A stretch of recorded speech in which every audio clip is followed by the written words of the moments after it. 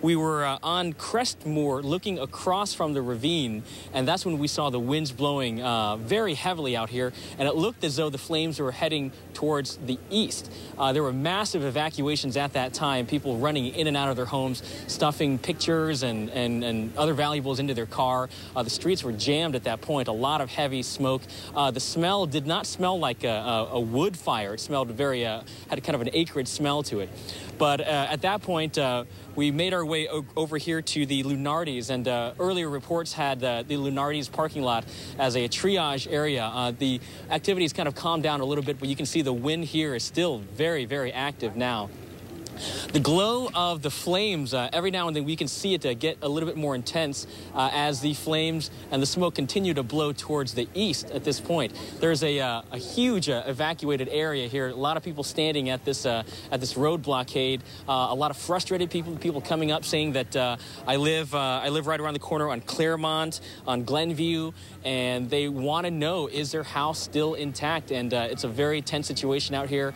It looks as though there's some kind of a mobile command center. So a lot of these incident commanders are very busy right now, so we're trying to get some more information. I do have some information. I don't know how up-to-date it is, but from what we've heard from one local fire chief, he said about 4 to 5 people injured, and that this is the result of a high-pressure gas line. I know you guys have been talking about that, but that's all we've got from this point. It looks like they have stopped the air attack right now. They did have the spotter planes circling around, and it's been about 30 to 45 minutes, at least since the last water drop. So this is a very active scene on the southwestern edge of this fire. We'll stay out here for the rest of the night until at least for now. So we did talk to one woman. She was walking in a nearby shopping area, and she heard the explosion. We've got that tape for you right now. A big crash, and it was huge. It just shook me. I was at Bay Hill Shopping Center walking my dog, and I couldn't believe the sound. I thought it was an airplane had gone down, and because it got this big whoosh, whoosh, whoosh. But it was huge, and it just shook the ground. And it was, and I saw all the smoke, and then the flames. So it really scared me. So I did. Eileen Breedlove. How do you spell that? B-R-E-E-D-L-O.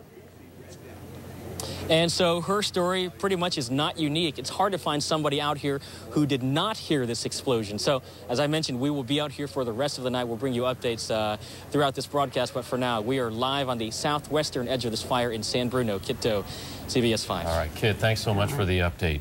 We definitely have some information we want to share with you, kind of logistical. There is a SIG alert. The north and southbound lanes of 280 are closed at San Bruno, College, and Skyline. And we also have information about a community center. There's the San Bruno Senior Community Center and the Veterans Rec Center, which is located, that one, at 251 City Parkway, where you can get food and water. There are phones there, any kind of assistance that you would need. The Red Cross is out in the area. They've helped, what we hear is roughly 100 people. The area is shut down. If even the homes that are not engaged in this firefight right now, that whole general vicinity has been closed down so that emergency vehicles can have access as they need it, as they see fit, to move in and out freely. And out is especially important because now we're getting word on people who are injured. We were told a few minutes ago that San Francisco General's burn unit has received 2 patients, two burn patients who are in critical. Patients have also arrived at South San Francisco, the Kaiser in South San Francisco, and other burn victims at Seton in Daly City, where earlier tonight they had set up what they called a code triage, where they were preparing for many victims tonight. And in addition to that, apparently there have been some 911 calls. Officials are talking about that they received, families inside their homes when the gas pipe exploded, that they were trapped and could not get out.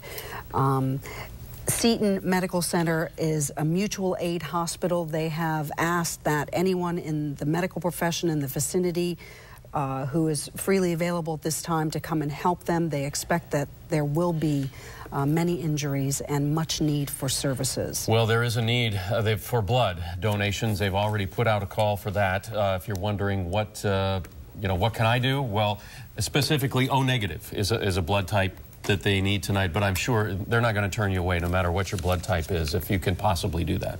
Ken, what do you have? Dana, I want to see if Wayne can bring up a graphic that we have here that shows you the neighborhood. Now, you can see the green lines. This comes from a service that is really set up for contractors before they start drilling, before they start going in there with the backhoe, where you can see those green lines are actually natural gas pipelines. That area is virtually surrounded by it, and where the rupture was, where we saw the flames, was right up there, kind of in the middle of your screen. It's right there on Glenview. And you can see where it's Glenview Drive and Claremont is where we really have that whole area is where we believe that pipe ruptured. That's those green lines are where there are underground.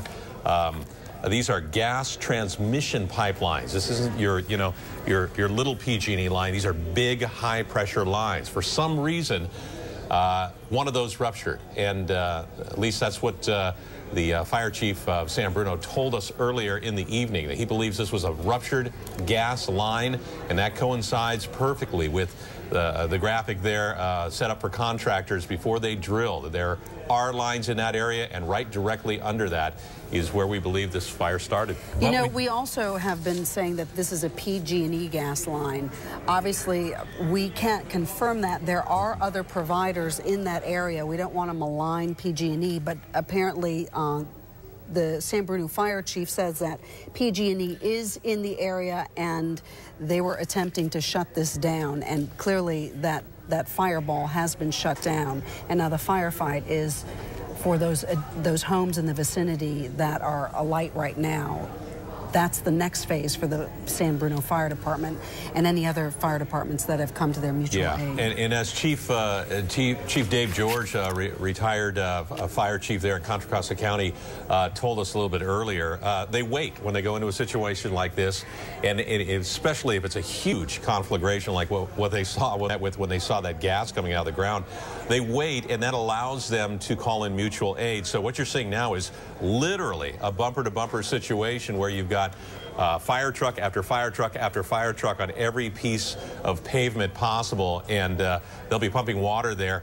It's not like they're waiting for units to arrive. They've got the units there. Now it's just a matter of drawing a line in the sand, like he says, and then sort of letting that interior area burn out. You don't want to risk any loss of life, any additional loss of life from Ken, I just want to point out that this video that we're seeing now was taken earlier, fairly immediate to the explosion in those neighborhoods. This is that fireball that was so difficult that made it impossible for firefighters to get in and really effectively work on putting out the flames on any of the houses that caught fire, because the utility company had to come in and shut that line off, and that took several hours. The fire started, the explosion occurred at 6:15, and it wasn't until about 8 o'clock that that line was capped. Yeah, when you look at that, I mean, you have to really sort of believe that this could not have happened in a worse spot. I mean, this is completely surrounded by a residential area,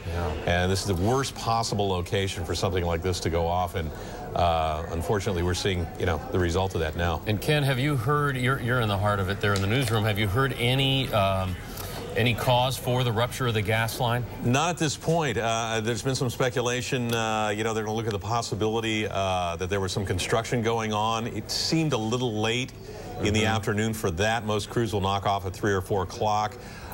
It could be that, something, this was an aging pipe, that it simply burst and there was an ignition source nearby.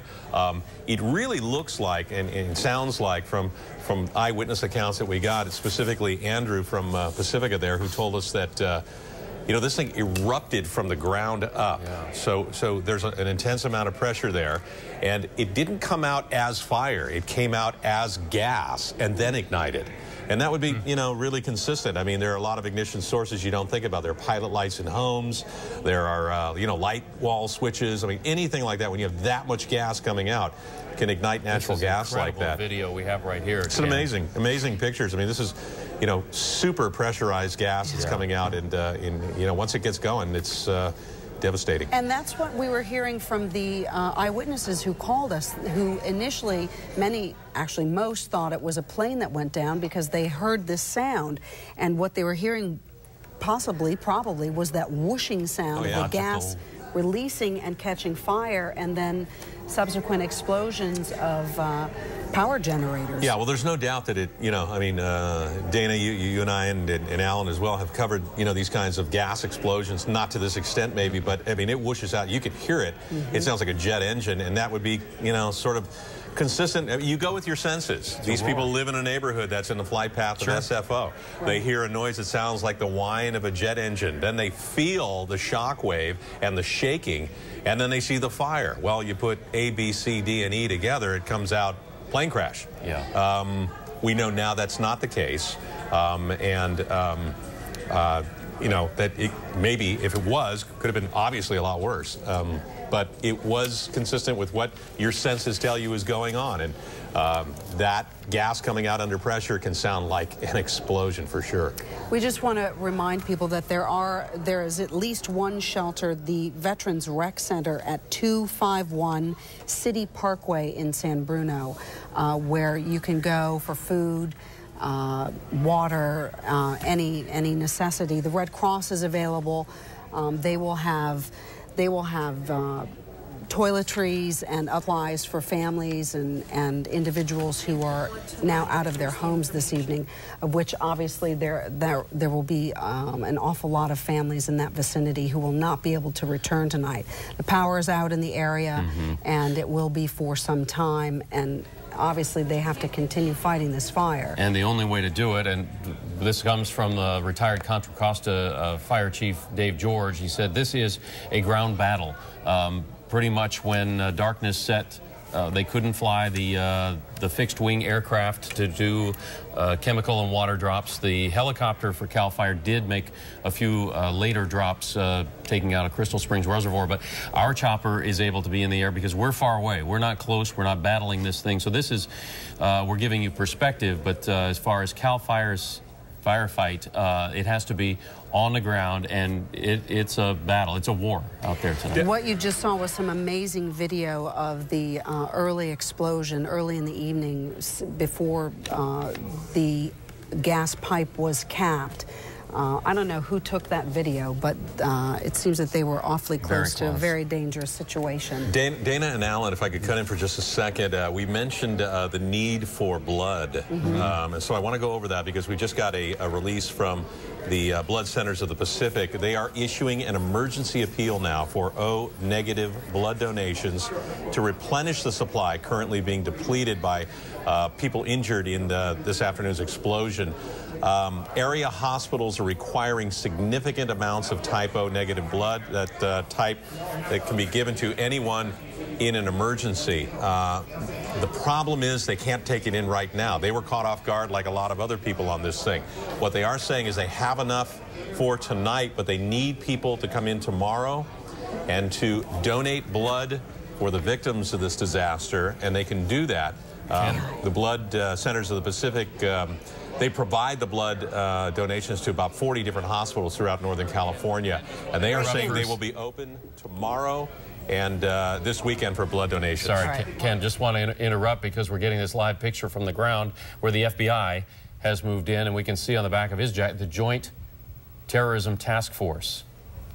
Now, we don't know what the protocol for mutual aid here is, but in the times in which we live, I assume that this is now standard operating procedure to invite in. Nothing else to eliminate Any possibilities? Any questions. So we're not showing you this to make a statement in any way, shape, or form other than to say that the mutual aid has expanded to now include the FBI. I think we appreciate all the federal agencies and state agencies and local agencies weighing in. When something gets this big, you don't leave anything for chance. We have a new emergency hotline that has been set up. Now, I'm going to give you a phone number. This is calls for neighbors and for those impacted only. This is to get in touch with your family if you're impacted directly or you live in that neighborhood.